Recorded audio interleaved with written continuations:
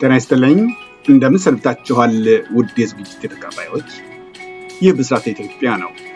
ብስራት ኢትዮጵያ በየሳምንቱ እሁድ የሚያቀርብላችሁ ተከታታይ የመጽሐፍ ትረካ እነሆ ቀረበ።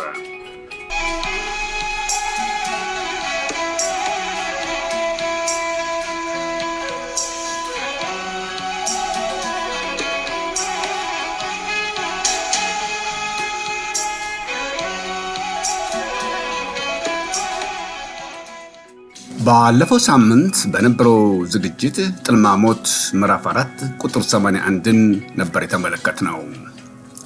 እንደምናስታውሰው ትረካው ያተኮረው በደበሳይ ዙሪያ የሆነና ደበሳይ በርሄ ለእርሱ ክብር ሲባል በመንግስት ደረጃ ከተዘጋጀው ዝግጅት አዳራሽ ከወጣ በኋላ በሁለት ነገሮች የተነሳ እርብሽብሽ እንዳለና ስሜቱ ጭምር እንደተነካ አይተናል።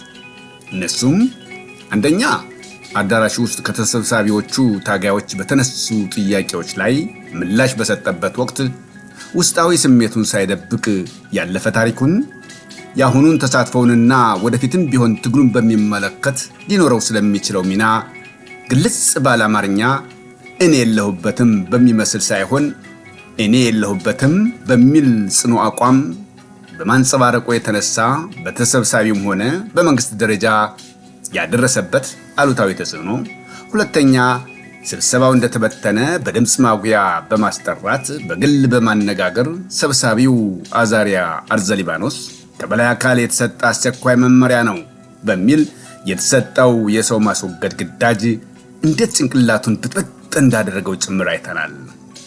ይህም ብቻ አልነበረም።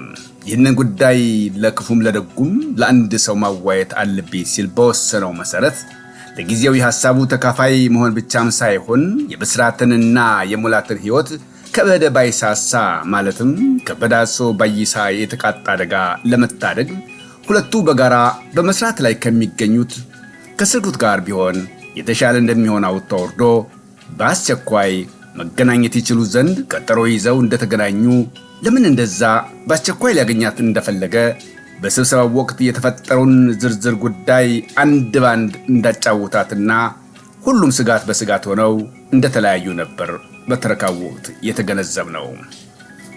ይህ በእንዲህ እንዳለ የደበሳይን ጉዳይ ለጊዜው እዚህ ላይ ገታ እናደርግና ጥልማሞት ትረካውን ወደ ስርጉትና ጓደኞቿ ዘላለምና ሐረግ እንዲሁም የሁለቱ ቤተሰቦች ዙሪያ ከዚህ በፊት ተጀምሮ የተቋረጠው ትረካ ላይ በምዕራፍ 4 ቁጥር 82 የምንቀጥልና የምንመለከት ይሆናል። እንደሚታወቀው ሁሉ ስርጉት እንዳረገዘችና አስረጋዡ ግለሰብ እንደተዋወቁ ሰሞን ላግባ ብሎ እንደ መቃብር አፈር ያላጣደፈውንና ልጁ ለጅልኝ በሚል መቆሚያ መቀመጫ ያላሳጣውን ያህል ዋላ አድር እያለ ያለፈ ታሪኳን እየቃረመ በመጣ ቁጥር እንኳንስ በዛ ደረጃ ሰርጎ ማግባትና ለወግ ማዕረግ ደርሶ ወልዶ ከብዶ መኖር ቀርቶ ለአይኑም አስጠልታው የተለያዩ ምክንያቶችን እየፈጠረ አጥብቆ እየሸሸ እንደሆነ ከድግሪቱ ስናይ ቆይተናል። በስተመጨረሻ አጀሬ ሆዬ ማጣፊያ ሲያጥረው እና በተለይም ጽንሱ የገፋ ሲሄድ ቢያንስ የቤተሰብ ትውውቅ ይደረግ በሚለው አማራጭ ተስማምቶ ይሁ ለነዘላለምና ለስርጉት ቤተሰቦች ተነግሮ ግራቀኙ በየበኩላቸው ድግሱን ሌት ተቀን በማጣጣፍ ላይ እንደነበሩም ጭምር ባለፈው ትረካችን ወቅት ተከታትለናል። በዕለቱ የነበረው ዝግጅት የተጠናቀቀው አንድ አስደንጋጭ ሁኔታ በመከሰቱ ነበር። ያም ስርጉት እነዘላለም ቤት እንዳለች የስርጉት ወላጅ እናት ወይዘሮ ሙሉወርቅ ስርጉትን ለማነጋገር ፈልገው ስልክ መደወላቸው ነበር። ዝርዝር ጉዳዩን እናትና ልጅ ምን እንደሚባባሉ ባይታወቅም አንድ ነገር ግን እጀሯቸው ጥልቅ ማለቱን ያውቃሉ። ለክፋቱ ደግሞ የትውውቁ ቀን ሊካሄድ የቀረው የአንድ ሳምንት ዕድሜ ብቻ ነበር። አዎ ለካሳጅሬ ባልተብዬ ከመቀሌ ስልክ ደውሎ ኖሯል። እሱን ሊነግሯት እንደሆነ ግልጽ ነበር። መልእክቱ ምን እንደሆነ ሳይታወቅ በንግግራቸው መሃል ስርጉት ራሷን አንስታ ወለሉ ላይ በመዘረሯ ዘላለምና ቤተሰቧ ስርጉትን አታፍሰው ወደ ሆስፒታል እንደወሰዷትና ሁሉም ግራ እንደተጋባ ነበር በዚህ መልክ ትረካው የተቋረጠው። በዛሬው ዕለት ደግሞ ከዛ ተከትሎ ምን እንደተከሰተ የምንከታተል ይሆናል። ትረካው ይቀጥላል። ውድ ተከታታዮች፣ አዎ በዚህ ዝግጅት ተካፋይ ብትሆኑ ዕውቀት ትቀስሙበታላችሁ፣ ተዝናኑበታላችሁ፣ ታተርፉበታላችሁም የሚል ጽኑ እምነት አለኝ። ከእናንተ አልፎ ተርፎም ትርፉን ለወገኖቻችሁ ብታጋሩ ትርፋማ ያደርጋችኋልና ተጠቀሙበት። እግረ መንገዳችሁንም ውዴታችሁን ብታሳዩኝ፣ አስተያየታችሁንም ብትለግሱኝ ደስታውን አልችለውም። በዘመኑ ቋንቋ ኮሜንት፣ ላይክ እና ሼር እንደማለት ነው። ብስራት ኢትዮጵያ ለሀገራችን ለወገናችንና ለመላው ዓለም ሰላምን ትመኛለች። የመጽሐፉ ርዕስ ጥልማሞት፣ ደራሲ ኪዳነ ማርያም ደሴ፣ ተራኪ ኪዳነ ማርያም ደሴ፣ አዘጋጅና አቅራቢ ኪዳነ ማርያም ደሴ።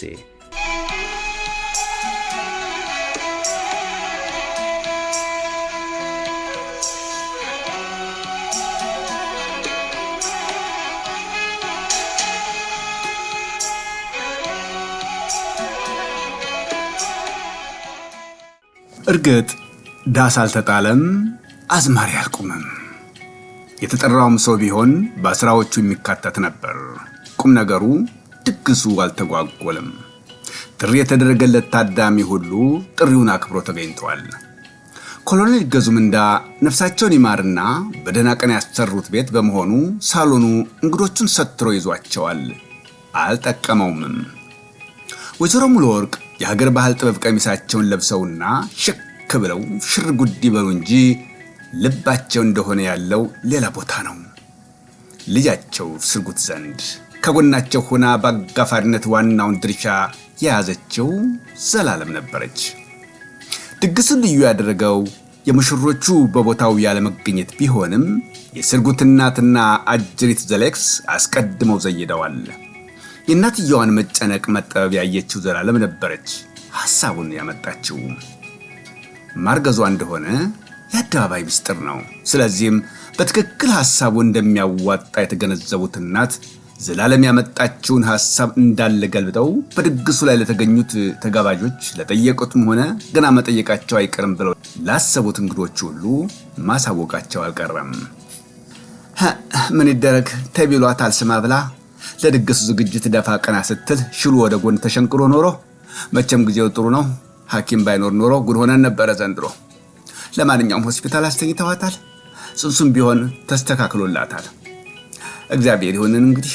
እንኳንም እግዚአብሔር ከክፉ ነገር ሰወረን እንጂ የሚገርመውስ የሱ የ3 ቀን ብቻ ፈቃድ ተቀብሎ ከች ከማለቱ ይህን የመሰለ ጉዳይ ላይ መድረሱ። ይኸውና ከትናንት ጀምሮ ደረቅ ሲሚንቶ ላይ መከራ አሁን ያል የነሱ ፍቅር ያላስቀና የማን ያስቀና ቆይቷን እናንተው።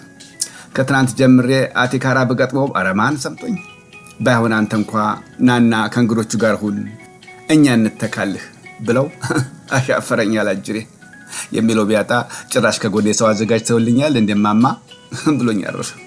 ካለመቸስ ምን ይደረግ ብለን ይሄው ተያይዘነዋል። ቀኑን እንዳናሳልፈው የተዘጋጀውል መደፋት ሆነ። እሱ ደግሞ አሳዘነኝ። እሱም ብቻ አይደለም እንግዶቹን እንደሚጠሩጠርቼ ቀኑ ከደረሰ በኋላ ምን ብዬ ሰርየዋለሁ ልበል እናንተው። ይልቁንም ጉዳይም ሰምቶ ቢሄዱ ላይፈርዱብኝ ይችላል ብዬ በገመትኩት መሰረት ይኸውና ለዚህ በቃነ በማለት አስተዛዝነው አስረድተዋቸዋል። በእርግጥም የነደፉት ዘዴ ሰርቶላቸዋል ማለት ይቻላል። እድሜ ለዘሌክስ። ምናልባት አልሰራም ከተባለም ከ2 እና 3 በማይበልጡ ሰዎች ላይ ብቻ ነበር በደህናው ቀን የተጠሩ ከሱ መስሪያ ቤት የመጡ ቅርበት ያላቸው ባለስልጣኖች። ድግሱ ይበላል፣ ይጠጣል። በደራ ግብዣ መሃል ስልክ ጮኸ። ስልኩ ያለው ሳሎን ነው። ዘላለም አፈፍ አደረገችው።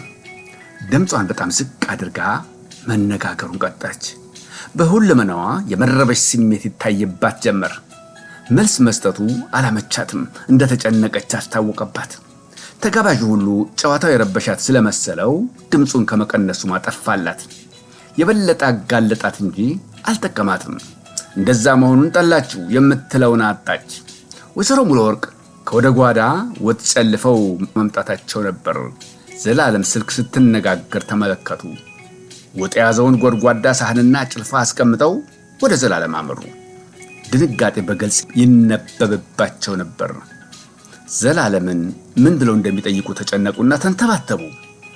ዘላለም የምታነጋግረውን ግለሰብ ለአንድ አፍታ ይቅርታ ጠይቃ በአንድ እጇ ስልኩን አፍና ከወይዘሮ ሙሉ ወርቅ ጋር መነጋገር ያዘች። ከሆስፒታል ነው ያማን ነው? ስርጉቴ ነች? አይ እሱ ነው። እሱቴ ምንድነው የሚለሽ? ዘላለም ደንግጣ ወደው ሰዎቹ ስታይ ነበር ወይዘሮ ሙሉወርቅ እንደተሳሳቱ የገባቸው። አጠገባቸው ያለው ሰው ሁሉ እያዳመጣቸው ያለ መሆኑን አላወቁም። ዘወር ብለው ሲያዩ እውነትም የሁሉም አይንና ጆሮ እነሱ ጋር ኖሯል። የሚሉትን አጡ። ዝምታውን መረጡ። በአንድ በኩል ለዘላለም ጥሩ ሆነላት። ከጭቅጭቁ ተገላገለችና ወደ ስልኩ ተመለሰች። እሺ አሁኑኑ መጣን በማለት ዘጋችው። በቤቱ ውስጥ ጥሩ መንፈስ አልነበረም። የባለቤቶቹ ስሜት እንግዶቹን ጤና ነስቷቸዋል። ጨዋታው ሁሉ ተቋረጠ። ምን ተብሎ ይጠየቃል አለ ሁሉም በሆዱ። ወይዘሮ ሙሉወርቅ አላስቻላቸውም። ዘላለም ንግግሯን እንደጨረሰች የዘላለምን እጅ እየጎተቱ ወደ ጓዳ ይዘዋት ገቡ። መኝታ ክፍላቸው ውስጥ ሆነው ይጨቃጨቁ ጀመር። ዘላለም በስልክ የሰማችውን አልነበረም የገለጸችላቸው። በምትኩ የተለመደ ጥበቧን ተጠቅማ በሰከንድ ውስጥ አቀነባብራና ፈጥራ አወራቻቸው። በአስቸኳይ አንድ ሰው ትፈልጋለች፣ በተለይም ከሁለት አንዳችን። ይህንኑ እንዲነግሩላት አስደውላ ነው መልእክቱን የተቀበልኩት። አማት ይሆን ዘላለሜ? አይ ማማ ቢያማት ዶክተር ይጠራሉ እንጂ እኛ ምን እንድናደርግላት ተብሎ ይደውሉልናል። ልጁ አንድ ነገር ሆኖባት ይሆን? ክፉን በሩቅ እንጂ እንደሱስ ቢሆን ለወሬ ሞት ነው የሚሉ የሰፈሪ ወሬኛ ሴቶች አይደሉ ለመርዶ የሚቸኩሉ። የልቆንም አናሟርትባቸው። እና ታዲያ ምን ይመስልሻል ዘላለሜ? እሱን እኮ አወጣና ወርድ የነበረው ማማ ግራ ነው የገባኝ። የጤና ነው ትያለሽ የኔ ልጅ? የክፉ እንዳልሆነማ አይመኑኝ። ዛዲያ እንደዚህ ደርሼ ልምጣ አንቺ እንግዶቹን ታስተናብሪ የኔ ልጅ? እየፈጭ ጡሪ። ይሄማ አይሆንም ማማ። እስካሁን የሰራነው ልፋታችን ሁሉ ራሳችን በራሳችን አበላሽተን አረፍን ማለት ነው። ዛሬ ማን ይሄዳል? ግድ የለውም ልሂድ። አንቱ ሄደሽስ የምትለውን ሰማታለሁ። ይህን ጊዜ ጨንቋት ወይ አውጡ ለማለት ይሆናል። አበድን እንዴ? እሷ አስተምታ ሰውየው የት አለ የት ቀረ የተባለ እንደሆነ የማን ያለ ይባላል። እና ዛሬ አንቺስ ብትሆኚ ምኑን ከምን ታረጊዋለሽ ዘላለሜ? እውነትሽን እኮ ነው። እኔ ከሆንክ ማሳመኑ የሚቀር ካላስወጣሽኝ ብላ እንደርሰው ጭንቅ አድርጋት ይዘኝም እንተዋወቃለን። ባይሆን አይሆንም ካለችም ለመተማመን ቢያቅተን እንኳ ሄጄ ለማማ ነግርልሻለሁ እሁላትና እመጣለሁ። እስከዛው ጊዜ እናገኛለን። በግርግር እንግዶቻችን ሄደው ያልቃሉ። ከዚያ በመለስ ያለውን እየደረስን እንመካከርበታለን። አይመስለዎትም ማማ? አይ ጉድ ልጄ ካልሽሽ መቼስ ምን ይደረጋል። እንደ ከፋቸው ያስታውቃሉ። ይልቁንስ ማማ ወደ እንግዶቹ ሂዱ። ተያይዘን ጠፋንባቸው እኮ። ዘላለም ፈጠን ብላ እንደ ነገሩ ተጠጠብ ካለች በኋላ ልብሷን ቀይራ በጓሮ በር ወጥታ ወደ ሆስፒታል ተፈተለከች። ስርጉት ባለፈው እነ ዘላለም ቤት ስልክ ተደውሎ ከእናቷ ከወይዘሮ ሙሉወርቅ ጋራ እያወራች እያለች በቁንጓ ስትዘረር ይሄን ያህል የከፋ ይሆናል ብሎ ያስብ አልነበረም። ምን እንደሰማችም የታወቀ ነገርም አልነበረም። ስርጉት አይፈረድባትም። ወሬው እጅግ አስደንጋጭ ኖሯል። የመርዶ ያህል እናትየዋ ልጃቸው ቤት እስክትመጣ አላደረሳቸው ብሎ በስልክ አርድተዋታል። ስርጉት የፈራቸው ነበር የደረሰባት። አቶ የልጅ አባት ተብዬ ሲያታልል ከቆየ በኋላ ሰርጉ 3 ቀን ሲቀረው እቤት ደውሎ ስርጉትን ሲያጣ ማለት የሚፈልገውን በቀጥታ ለእናትየው ያለ አፍረት ነግሯቸዋል።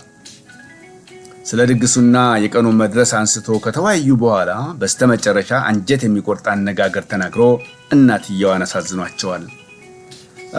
ለመሆኑ ድግስ ውስጥ ተደገሰ፣ ሙሽራ አግኝታችኋል ወይስ አሁን ምንኑ ያደራፋሽ ለማድረግ እየጠበቃችሁ ነው? ቤት ስታሳዝኑ ነበር ያላቸው። ወይዘሮ ሙሉወርቅ ይህንን ጉዳይ በነሱ ቁጥር ይዘገንናቸዋል። እስከ ለተሞት ያረሰው ባይናቸው። ስርጉት ይህንን ጉድ ከእናቷ አፍ እንደሰማች ድንጋጤ ብቻም ሳይሆን መጥፎ ውዳደቅ ወድቃ ኖሯል። ባለችበት እንዳለች ሆስፒታል ተደውሎ አምቡላንስ ተጠርቷል። ሐኪሞቹ ተረባርበው 2 ሕይወት ከማትረፍም በላይ በቀዶ ሕክምና ቢሆንም ምን የመሰለ ወንድ ልጅ ዱብ አድርጋለች። ጉዳችን በኪሳችን ያሉት የስርጉት እናትና ዘላለም አንጀታቸው እያረረ የተጠሩትን ሰዎቻቸውን ለማስተናገድና ሌላ ስም ላለማትረፍ ሲሉ መከራቸውን ያያሉ። ዘላለም ሆስፒታል እንደደረሰች ሁኔታው በሚመለከታቸው ሰዎች አማካይነት ተብራርቶ ተገለጸላት። ያልጠበቃችው ታሪክ ነበር። ከዋለች። ንግግሯ ከሜትሮኗ ጋር ነበር። እኛ ዘንድ ያለች ነው የምትሉን አሉ ሜትሮኗ በመገረም። አረ በፍጹም ግዴለሽ ምን ልጅ የህግና የመሳሰለውን ፍራቻ ከሆነ ከዚህ አንጻር አይደለም እያነጋገርኩሽ ያለውና እውነቱን ብትገልጭልን ለአሰራራችንም ጭምር ረዳናልና ባክሽ። በእውነት ስለውት ሲስተር ይመኑኝ ስርጉትኛ ዘንድ በፍጹም የለችም። እና የት ልትሄድ ትችላለች ብለሽ ትገምቻለሽ? ምን አውቃለሁ ብለው ነው ሲስተር? አንቺ እህቷ ነሽ? ማለቴ ታላቋ ነሽ ታናሿ? አይ አይደለም፣ ጓደኛዋ ነኝ። ስልኩ የነሱ ቤት አልነበርም ማለት ነው? የነሱማ የነሱ ነው። አብረሻቸው ነው የምትኖሪው ማለት ነው? አይ አይደለም፣ ድግስ ላይ ላግዛቸው ብዬ ነበር የሄድኩት። ድግስ ነበር ማለት ነው? አዎ ሲስተር። የምን ድግስ? ሰርጓ ዛሬ ነበር። የማን የዚህች ጉድ? አዎ ባልየው አባትየው ነው ማለት ከሱ ነው ያረገዘችው። አለ አይደል የጨነቀው እርጉዝ ያገባል ይሉት አይነት እንዲያውም ብዬ ነው። ይቅርታ። ታዲያስ ምን ማለት ሆኖ ሲስተር? ኧረ የራሱ ነው እሱ ድግሱን ይጋፈፋል በእኛ። ይቅርታ ብቻ ያልጠየቁኝ እኔ ማወራ መሰለኝ። ኧረ ምን በወጣው እሱ በአገር የታለና። የት ነው ታዲያ? ምን አይነት ጉድ ነው የምንሰማው? እሱ ግዳጅ ላይ ነው። ወታደር ነው? ሲቪል ነው? ሲቪል ግዳጅ አልገባኝም ሲስተር። ይሄ ለኔ የማይገባኝ የሆነ ሆኖ እዚህ አዲስ አበባ የለም። ለመሆኑ የት ነው ያለሁት ይላል ወይም ደግሞ የት ነው ያለው ይባላል? መቀሌ። ሰርጉ እሱ በሌለበት ነው የሚካሄደው ማለት ነው? ምን እሱ ብቻ እሷም ጭምር እንጂ ሁለቱም። ታዲያ ማን ወከላችሁና ማንን እየዳራችሁ ኖሯል? ምን አይነት ሀገር ሆኗል ይሄ ሀገር ባካችሁ? ዘላለም የወራው አዝማሚያ ስላልጣማት መልስ ከመስጠት ተቆጠበች። ሜትሮኗ ጥያቄያቸውን ቀጠሉ። ይቅርታና ነይኔት ከኔ የተሻለ ግንዛቤ ያለሽ በማለት ነው። አንዳንድ ነጥቦችን ለማወቅ ስል የምጠይቅሽ እንደማይከፋሽ እርግጠኛ ነኝ። ለመሆኑ ጮኛው ልበል ባልየው ለምን ቀጠሮ በጋራ ያዘ? ለምንስ እንዳልተገኘ የሚታወቅ ነገር ያለ ይመስልሻል? ከራሱ የሆነ ከመንግስት የሚታወቅ ነገር የለም። በአንቺ ግምት ምን ይመስልሻል? እኔ እንጃ። አመሰግናለሁ ኔት። መሄድ ትችያለሽ። ምናልባት የተለየ ኢንፎርሜሽን ካለሽ ደውይልን። በርግጥ ትክክለኛው ቀን ባላውቅም ከሚመለከተው ክፍል ለጥያቄ ፈልጉሽ ይሆናል ብዬ አስባለሁ። ብታስብበት አይከፋም። ሲስተር ታዲያ ህፃኑስ? የልጅቷ እናት እኮ አሉ፣ እንዲመጡ ልንገራቸው። አይ እናንተ የሚገርመው ምን ሆነና እስካሁን አልተግባባንም ማለት ነው? እንሄድ። አልገባኝም ሲስተር። እሷማ ድራሿ ቢጠፋ ምንም አልነበረም፣ ህፃኑን አጥፍታ መጥፋቷ እንጂ። እሱንም ይዛው ጠፋች ማለት ነው ሲስተር? ምን ትላለች እሷ? አማርኛ መስሎኝ የምናገረው። ልጇን ገላ ሬሳውን አስታቅፋን የጠፋችው። አሁንስ ተግባባን? ዘላለም በቁሟ ደርቃ ቀረች። የምትሰማ የምትለማ አትመስልም። ከዚህ ተነስቶ ምን እንደሚባል ምን እንደሚደረግም ፈጽሞ ሊገባት አልቻለም። ሜትሮኗ ነበሩ ከበድኗ ይገላገሏትና ያባነኗት። የኔት ጨርሰናል፣ መሄድ ትችያለሽ ሲሉ ገላገሏት። ዘላለም አንድ ሁለት እርምጃ ወደፊት እንደተራመደች ይቅርታ አንድ ጊዜ እኔ ልጅ አሏት ሜትሮኗ እንደገና። መመለሷን እንዳዩ የኔት ለማንኛውም የህግ አካል የሚለውን ሰምተን ውጤቱን እናሳውቃቸዋለን። እርግጠኛ ነኝ ከዛ በፊት እናንተንም ቢሆን ያነጋግሯቸዋል የሚል እምነት አለኝ። ህፃኑ ቤተሰብ እስካለው ድረስ የሚያሳድገው ባይገኝም የሚቀብረው አያጣምና አያቶ ያለው ያልሽ መሰለኝ። ውሸቴን ነው? ለማንኛውም ለአያቶ አሳውቂያቸውና ከአሁኑ ሰዓት ጀምሮ በሚቀጥለው 24 ሰዓት ውስጥ መውሰድ እንዳለባቸው ብታሳውቂልን ስለ ትብብርሽ በቅድሚያ እናመሰግናለን። ጨርሻለሁ፣ መሄድ ትችያለሽ ሲሉ አሰናበቷት።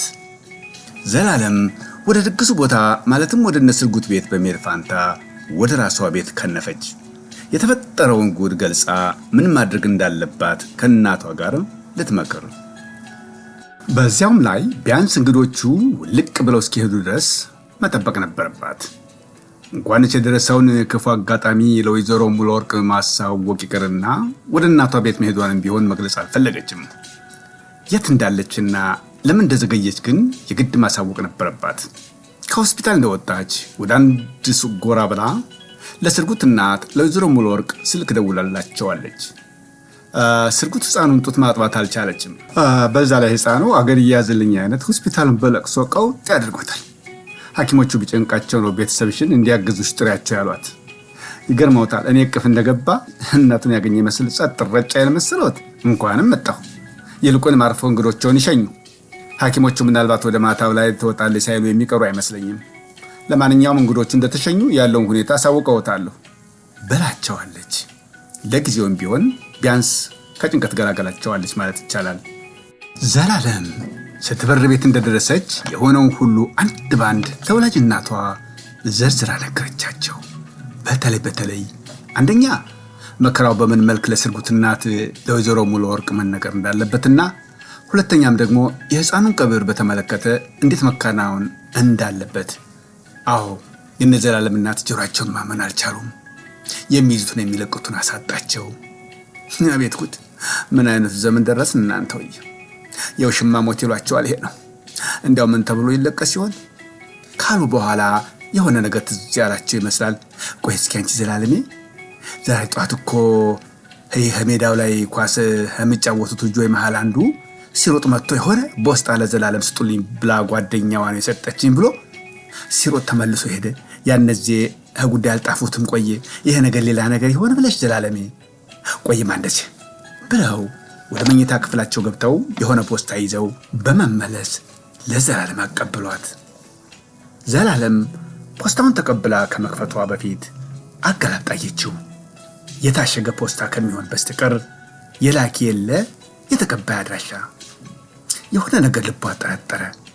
ግራ በተጋባ መንፈስ ተቻኩላ ከፈተችው። ገና የእጅ ጽሑፉን ስታይ አወቀችውና አንድ መስመር እንኳ ሳታነሳለት ፖስታውን እንደያዘች በሁለት እጆቿ ጭንቅላቷን ይዛ ኡኡታዋን ለቀቀችው። እንደፈራሁት እንደጠረጠርኩት አዎ የሷ ነው፣ የስርጉቴ ነው። ምን ልታሰማኝ ይሆን ፈጣሪ? ምን ታሰማኝ ይሆን ፈጣሪ? ሁሉንም ትታ በለቅሶ ትነፋረቅ ጀመር። ወዲያ የምንወቁልኝ ነው ይሁልኝ ስሙልኝ፣ በኋላ ጉዳችንን አደባባይ ታውጪውና የማይበርድ ጠብ ውስጥ እንዳንተገባባ። የኛውስ የኛ ነው። የዘላለም እናት በልጃቸው ላይ አንበረቁባት።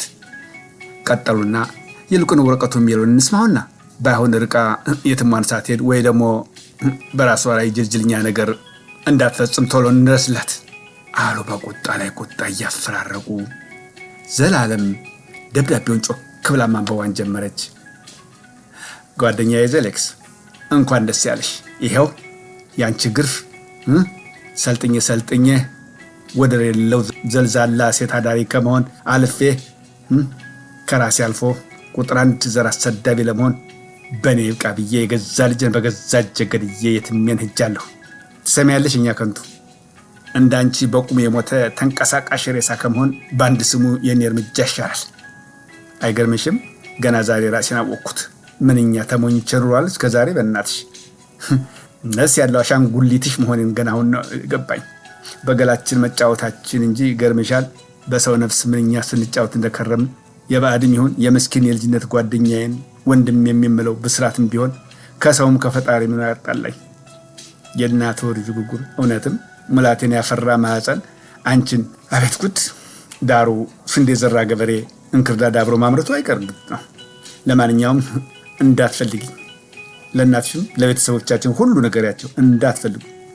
ጊዜ ፍቺ እንጂ እያንዳንዳችን የዘራውን ማጨዳችን አይቀርም። የኔንስ ተወጣሁት ይብላኝ ላንቺ፣ ያንቺ ባይብስ በጎ ቻው ይላል። እናትና ልጅ ተያይዘው ለቅሶ በለቅሶ ሆኑ።